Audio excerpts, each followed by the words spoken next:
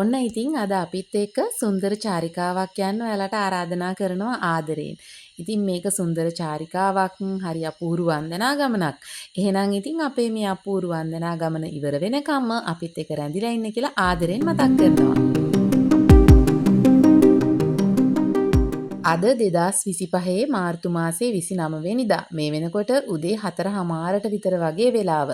ඉතින් අපේ වන්දනා ගමන යන්න පිටත් වෙන්නයි හදන්නේ. ඔන්න ලස්සන ලයිට් දාගෙන බස් එක ආවා. ඉතින් අපි ඔන්න බස් එකට නැග්ගා. දැන් මේ වන්දනා ගමන යන්න පටන් ගන්න.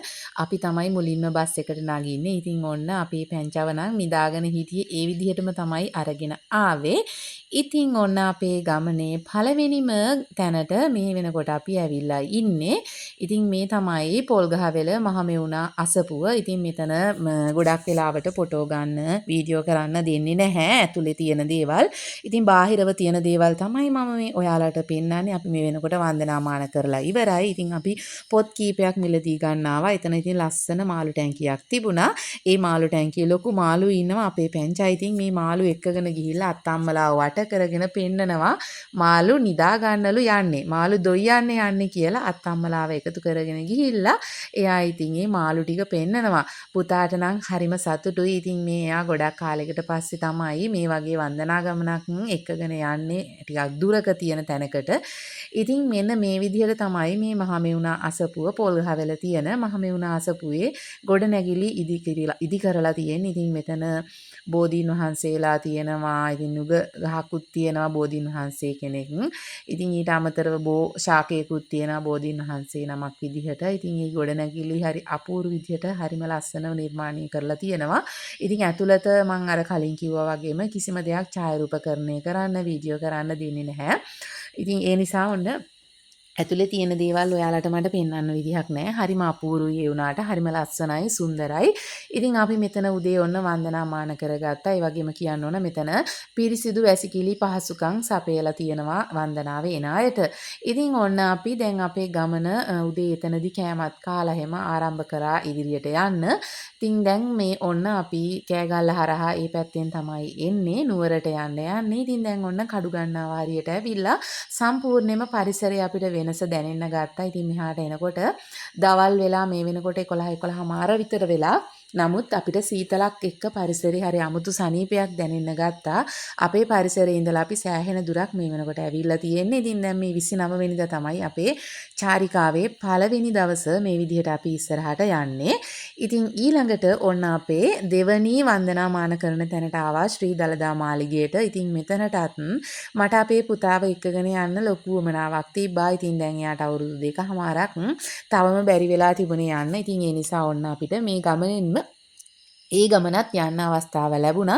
ඉතින් ඔන්න දැන් උදේ අපි පැංචාගේ ඇඳුම් එහෙම බස් එකේදීම මාරු කරගෙන තමයි මෙතන එක්කගෙන ආවේ. දැන් හරියටම දවල් 12යි 10ට 12යි කාලට විතර වගේ. ඉතින් ඇත්තටම පේනවනේ හරිම ආවුව වෙලාවක තමයි අපි දලදා මාලිගාව මේ වන්දනා කරන්න යන්නේ. ඉතින් අපි ගෙනාපු මලුත් අපි ඔක්කොම වගේ පූජා කරා මහමෙවුනාවිත්. ඉතින් නෙළුම් මල් වගේක් ගෙනල්ලා තිබුණා. ඒවා බස් එකේ දාලා අමතක වෙලා ගන්න. ඉතින් සල්ලි වලට මල් අරගෙන අපි ගිහින් දලදා මාලිගයේ වැන්දා. ඉතින් ඇත්තටම දලදා මාලිගාවේ අද හරියට සෙනඟ ඒ වගේම තමයි ඉස්සරහට පැවැත්වෙන දින දලදා ප්‍රදර්ශනයේ නිසා අර ලී වලින් පොඩි වලට පාටි ගහලා වෙන් කරලා තියෙන එක්කෙනාට යන්න යන විදිහට. ඉතින් ඒක අද පෙරහුරුවක් විදිහ අපිටත් ඒ විදිහට තමයි යන්න සිද්ධ වුණේ. ඉතින් ඒ හින්දා ඇත්තටම දලදා මාලිගාවේ ගොඩක් තැන්වලට අපි ගියේ නෑ. දලදා වහන්සේ තියෙන තැනට ගිහිල්ලා මල් පූජා කරලා එළියට ආවා. අනිත් තැන්වලට අපි නරඹන්න ගියේ නෑ. ගොඩක් තැන් වහලා තිබුණේ. ඉතින් ඒ ඇවිල්ලා අර තනවිස්සේ වාඩි වෙන්න එපා කියලා තිබ්බට අපේ කට්ටිය ගිහින් ඒකෙම වාඩි වුණා. ඊට පස්සේ ඉතින් එතනින් නැගිටවගෙන කට්ටිය ෆොටෝ එහෙම අරගෙන අපි දැන් මේ ඉස්සරහට යනවා අපේ බස් එකට යන්න. ඒ යනකොට ඉතින් ෆයර් ට්‍රක් එකක් දැකලා අපේ පුතා දැන් මේක එයාගේ වීඩියෝස් වලින් එහෙම දැකලා තියෙනවා. යාට ඉංග්‍රීසි උගන්වන මේ වීඩියෝස් වල තියෙනවා. ඉතින් ඒක දැක්ක ගමන් කෑ ගහන්න ගත්තා. ඊට පස්සේ ඉතින් එයාවත් අපි එතනට එක්කගෙන ගියා. ඒ වගේම හස්බන්ඩ්ගේ මල්ලිගේ පුතත් ඉන්නවා. ඉතින් එයා අපේ පුතාට වඩා ටිකක් ලොකුයි. එයා දැන් නර්සරි යන කෙනෙක්. ඒ බබා. ඉතින් ඔන්න දෙන්නටම ගිහිල්ලා දැන් මේක මේ පෙන්නලා එතන වීඩියෝ කරලා ෆොටෝ අරගෙන අපි බස් එකට නැගලා යන්න පිටත් වුණා. ඉතින් දැන් මේ වෙනකොට ඔන්න අපි හැටන් කිට්ටු කරලා ඉන්නේ හවස මේ වෙනකොට 4ට විතර වගේ වෙලාව. ඉතින් ඔව් අපි දැන් මේ යන්නේ සිරිපාදේ. ඉතින් ඔයාලා අපේ මුලින්ම තම්නේල් එකකිනුත් දන්නවනේ දකින්න නැතිනේ මේ කොහෙද යන්නේ නැත්තේ කියලා. ඉතින් පේනවනේ පරිසරයේ එන්න සම්පූර්ණම වෙනස් වෙනවා. හවස් වේගන එන්නේ. ඉතින් කඳු පන්ති, ගස්වැල් හරිම ලස්සන පරිසරයකට තමයි අපි දැන් මේ යන්නේ. ඉතින් අපේ ඔන්න සිරිපාදෙට යන්න කලින් අතරමඟදී නාලා යමු කිව්වා. මොකද සීත ගඟුලේ සෙනග හිටියොත් නාන්න අමාරු වෙන නිසා තව රෑ වුණොත් එහෙම පොඩි අයත් හිටපු නිසා ඉතින් නෝටන් බ්‍රිජ් වලින් නාමු කියලා තමයි කට්ටිය ඔන්න නතර වෙලා එතන නාන්න තැනක් තිබුණා. ඉතින් ලස්සනට හොඳ පිරිසිදුවට වතුර එනවා. මං දන්නේ නැහැ මොකක්ද කියන්න හරියට මේ තැන. ඉතින් එතන තමයි අපි නෑවේ. ඉතින් දැන් මේ නාලා හැම ඇවිල්ලා ආවට වටපිටාවේ පරිසරයේ ඉතින් චුට්ටක් නරඹන්න ගත්තා. ඒ ගමම ඔන්න ඔයාලටත් මම ඒක මේ විදියට පෙන්නනවා. ඉතින් බලන්න හරිම ලස්සන පරිසරයක්. හැබැයි ඉතින් දැන් මේ වෙනකොට නම් හවස් වෙලා තියෙන්නේ හොඳටම ඉරේලියක් නම් ඇත්තෙම නෑ.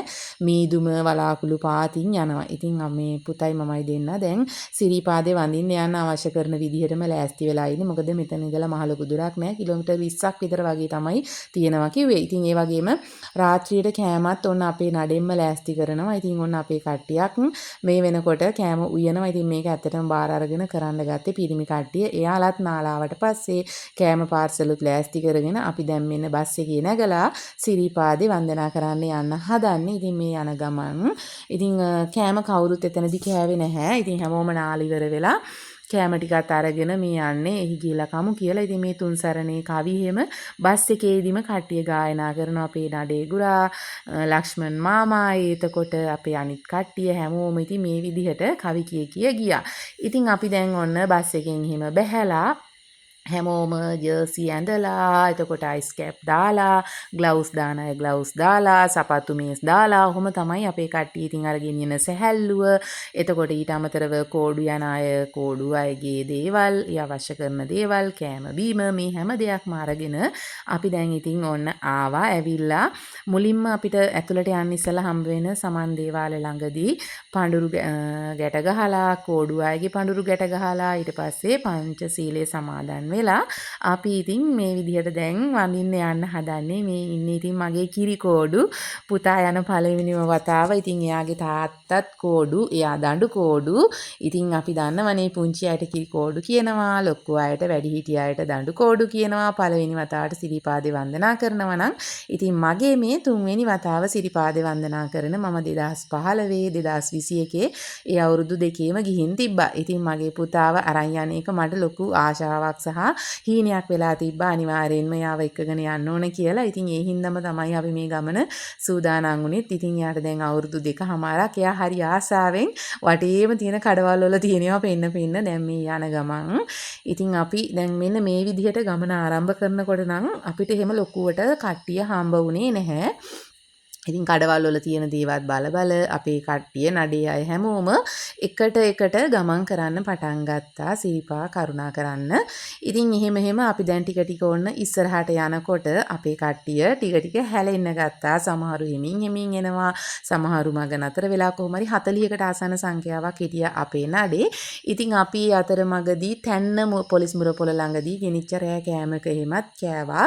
මොකද ඒක මේ නොකා යන්න බැහැ ඊට බඩගිනි වැඩි වෙන නිසා අපි ඒ කෑම එකත් කාලා එහෙම තමයි දැන් මේ ඉතුරු දුර කරුණා කරන්න පටන් ගත්තී. ඉතින් මේ තියෙන්නේ රතු පාලම. ඉතින් මේ රතු පාලම මම ඉස්සරහට ඔයාලට කියන්නම්. අපිට යනකොට අපි යන්නේ හැටන් පාරේ. හැටන් පාරේ යනකොට අපිට හම්බ වෙන තැන් හම්බ වෙන දේවල් මොනවද කියලා මගේ මේ වීඩියෝ එකෙන් මම අරගෙන එන්නම්. ඉතින් ජපාන් සාම චෛත්‍යය චුට්ටක් පහු කරනකොටම කොටගල කහට තේ වලින් තේ දන්සලක් දුන්නා. ඉතින් ඇත්තටම ඒ වෙලාවේ හැටියට ඒක ගොඩක් වටිනවා. ඉතින් අපි ඒ තේ එකත් බීලා හැම දන්සලෙන් ඉස්සරහට ගියා. ඊට පස්සේ ඔන්න සීත ගඟුලේදී අතපය මූණ සෝදලා ඊට පස්සේ ඉතින් අපි අර කෝඩු යන අය ඒ කට්ටිය හැමෝම එකතු කරගෙන තෙල් මල් පහන් ඒවත් පූජා කරලා පහත ගඟුල ළඟ තියෙන සීත ගඟුල ළඟ තියෙන සමන් දේවාලයට ගමන යන්න හදන්නේ. ඉතින් මොකද සාමාන්‍යයෙන් මෙතනින් යන්න ඉස්සර වෙලා හැමෝම වගේ මෙතන පහන් පත්තු කරලා අඳුන් කූරු පත්තු කරලා ආශිර්වාද අරගෙන එහෙම තමයි යන්නේ සමන් දෙවියන්ට වන්දනාමාන කරලා. ඉතින් මොකද සමන් දෙවියන්ගේ අල්ම බැල්ම සිරිපාදේ සතුව තියෙනවා කියලා තමයි ඉතින් හැමෝම විශ්වාස කරන්නේ.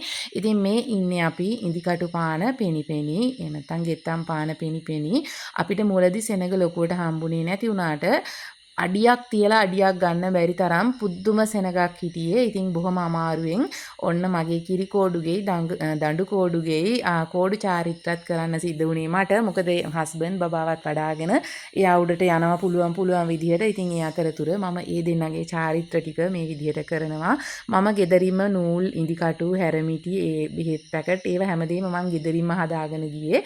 ඉතින් එහෙම ගිනියන්නේ නැති කෙනෙකුට ගන්න දලදා මාලිගාව ළඟ ඉඳලම ඒ පාරෙන් යනවා නම් සල්ලි වලට ගන්න තියෙනවා. ඉතින් රුපියල් 100 ඉඳලා එක එක ගණන් වලට. ඉතින් මේ පේනවනේ උඩට ගිහිල්ලා මම ආපහු ටිකක් වීඩියෝ කරනකොටත් පුදුම සෙනගක් හිටියේ. ඉතින් දැන් මේ 29 වෙනිදා හැන්දෑවේ අපි කරුණා කරන්න පටන් ගත්තේ මුලින්ම එතකොට 9ට විතර වගේ. ඉතින් දැන් මේ අපි සෑහෙන දුරක් ඇවිල්ලා තියෙන්නේ. ඉදිකටු පානක් දැන් ඔන්න ඉවර වෙන්න ඔන්න මෙන්න තියෙන. ඉතින් මෙතනින් තියෙනවා ඔයාලට රත්නපුරේ පාරට යනවා නම් ඒ පාරේ යන්නත්. ඉතින් කොහොම හරි ඔන්න අපි ඒ හරියට එනකොට රෑ 11 විතර වුණා. ඉතින් එතන ඉඳලා ඒ ටික ඇවිල්ලා අපි මහගිරි දඹේට එනකොට පාන්දර 5යි කාලා විතර වුණා. ඉතින් මහගිරි දඹේදිම තමයි අපිට ඉර සේවය මේ විදිහට නරඹන්න පුළුවන් වුණේ. ඉතින් අපි හිතුවේ ඇත්තටම අපි ආපු කාලයත් එක්ක ඉර සේවය අපිට සමනල පත්මේ උඩ ඉඳලා බලන්න පුළුවන් වෙයි, නරඹන්න පුළුවන් වෙයි කියලා. ඉතින් හිටපු සෙනගත් එක්ක අපිට උඩට යන්න හම්බුනේ නෑ. මහගිරි දඹේ තමයි අපි මේ ටික මේ නරඹුවේ. ඉතින් මේ වෙනකොට මහගිරි දඹේ තියෙන කඩේට ගිහින් හිටිය හස්බනුයි බබයි. මොකද පොලිමේ යන්න හරි අමාරුයි පොඩි අයව අරගෙන. ඉතින් අඬනවා. එහෙම නිසා හස්බන්ඩ් ගියා. ඒ යනකොටත් ඉතින් ගොඩක් අය කෑ ගහනවා. ඉතින් මම ගියේ නෑ. ඒ නිසා ඉතින් බැනුම් ඒ මිනිස්සුත් කෝප කර යන්න බැරි නිසා මම පොලිමේම ගියා. කොහොම හරි හස්බන්ඩ්ුයි බබයි මම ඒ මහගිරි දඹේ කඩේ ළඟට එනකන් පැය 3ක් විතර එතන රස්තියාදු වුණා. මම එන්න පරක්කු නිසා. ඉතින් එතන 5:38ට ඔය ඉර සේවය වල දැක්කනේ. එතන ඉඳලා මහගිරි දඹේ කඩේ ළඟට යන්න, ඒ කියන්නේ සාමාන්‍යයක් බලනවා නම් මීටර් 300ක විතර දුරක් යන්න පැය 3ක් විතර වගේ කාලයක් ගියා. ඒ තරම් පුදුම සෙනගක් හිටියේ. ඉතින් ඔන්න අපි මහගිරි දඹේත් පහු කරලා ඊට පස්සේ දැන් මේ උඩ පත්මෙට කිට්ටු කරලා ඉන්නේ. ඉතින් මේ පහළ හරිය තමයි මම ඔයාලට පෙන්නන්නේ උඩ ඉඳලා. ඉතින් මේ වෙනකොට දවල් 1:00ට විතර වගේ. ඉතින් හස්බන්ඩ් බබාවත් අරන් කෙලිම උඩට ගියා. මොකද පොලිසිය අයෙකුවා දෙන්නගෙන් එක්කෙනෙකුට බබාවත් අරන් උඩට යන්න කියලා. ඉතින් එයා උඩට පද්මි වඳින්න ගියා. ඉතින් මේ පේනව නේද කට්ටිය කුණු දාලා තියෙන විදිහ. ඉතින් මම මේ ඔය සමහර ඒවා වීඩියෝ කරේ. ඉතින් ගෙනියන කුණු රොඩු ඔක්කොම ඔහේ දාලා එනවා. හුඟක් අය එහෙම කරන්න එපා. ඔයාලත් යනවා නම් මම නම් ගෙනිච්ච කිසිම දෙයක් දැම්මේ නැහැ. සේරම කවර එක දාලා කිදරම අරගෙන ආවා. ඉතින් අපි ඔය විදිහට ගිහිල්ලා පද්මිත් වැඳලා බබයි හස්බන්ඩ්ුයි කලින් වැඳලා ඒ දෙන්න බැහැලා මග හිටියා. චුට්ට දුරක් පල්ලහැට ඇවිල්ලා මමත් පද්මේ වැඳලා 12 මහා පහනට තෙල් පාල් පූජා කරලා ඒවා ඔක්කොම කරලා පහලට ඇවිල්ලා අපි තුන් දෙනා දැන් මේ ආපහු කරුණා කරන්න පටන් ගත්තා. අපේ කට්ටියක් අර ඉදිකටු පාන ළඟින් රත්නපුරේ පාරේ ගිහිල්ලා එයාලා තාම පත්මෙට ඇවිල්ලත් නැහැ. ඉතින් ඒ කට්ටියට හිමීට එන්න කියලා අපි හිමින් පහලට කරුණා කරන්න ගත්තා. මොකද බබාව තියාගෙන හිමින් ඉන්න බෑ. අනික අපේ හස්බන්ඩ් කැමති නෑ එක තැනක අර එක ගුඩ වෙලා එහෙම ඉන්න සහ සෙනග මැද්දේ ගොඩාක් ඉන්න. ඉතින් කොහොම හරි ඔන්න අපි හිමින් දැන් මේ පහලට කරුණා කරන ගමන් මේ වෙනකොට හවස 3ට විතර වගේ. ඒ කියන්නේ 30 වෙනිදා උදේ 30 වෙනිදා හවස. ඒකට අපි 29 වෙනිදා හැන්දෑවේ 9ට විතර වගේ තමයි කරුණා කරන්න පටන් ගත්තේ. 30 වෙනිදා හවස 3ට විතර තමයි දැන් ආපහු කරුණා කරන්න පටන් ගත්තේ. ඉතින් හිතන්නකෝ මම ගිය කලින් දෙපාරම ඔහොම වුණේ නෑ. අපි පැය 6ක් 7ක් ඇතුළත සිරිපා කරුණා කරලා පද්මේ වැඳලා ආපහුත් කරුණා කරලා බස් වලටත් ආවා. ඉතින් සෙනග නිසා ඇත්තටම මේක ලොකු කාලයක් ගත වුණා මේ හැටන් පාරේ ගිහිල්ලත්. ඉතින් මේ හැටන් පාරේ කිලෝමීටර් 7ක් වගේ තියෙනවා කියලා තමයි කියන්නේ. ඉතින් ඒ නතරතුර ඔන්න මම මේ පරිසරයේ තියෙන පුංචි දේවල් ටිකක් ඉක්මනට වීඩියෝ කරගත්තා. ඉතින් හරිම සුන්දර පරිසරයක් තිබුණේ. ඉතින් අපි ආපහු එන ගමන් ආපහු කරුණා කරනකොට සීත ගඟුල ළඟ තියෙන සමන් දේවාලෙන් අර දඬු කෝඩු කිරි කෝඩුගේ කෝඩු පඳුරු ආපහු ඒ විදිහට අපිව ආරක්ෂා කරගෙන ආවත්නේ. ඒ නිසා ඔන්න අපි ඒවා ආපහු ගැට ගහලා කරුණා කරනවා ඊටු ටිකත් අපේ බස් වලට එන්න. ඉතින් ඔන්න ඔය විදිහට තමයි අපේ වන්දනා ගමන අපි සිරිපාදේ කරුණා කරලා අවසන් කරන්නේ. ඉතින් මෙතන තියෙනවා මේ සිරිපාදේ ගැන තියෙන පුංචි විස්තරයක්. ඒක ඔයාලට බලා ගන්න පුළුවන්. ඉතින් අපේ සම්පූර්ණ චාරිකාවත් එක්ක ඔයාලා වන්දනා ගමනත් එක්ක එකතු වෙලා හිටියට බොහොම ස්තුතියි. ඉතින් හැමෝටම අපි මේ රැස් කරගත්තු පින් අත් වේවා කියලා මම ප්‍රාර්ථනා කරනවා. ඉතින් ඔයාලත් සිරිපාදේ යන්න හිතාගෙන ඉන්නවා නම් මම මේ කියපු දේවල් වගේම ගොඩක් කරුණු හොයලා බලලා සිරිපා කරුණා කරන්න කියලා ආදරෙන් මතක් කරනවා. හැමෝටම සුමන සමන්දෙවි පිහිටයි.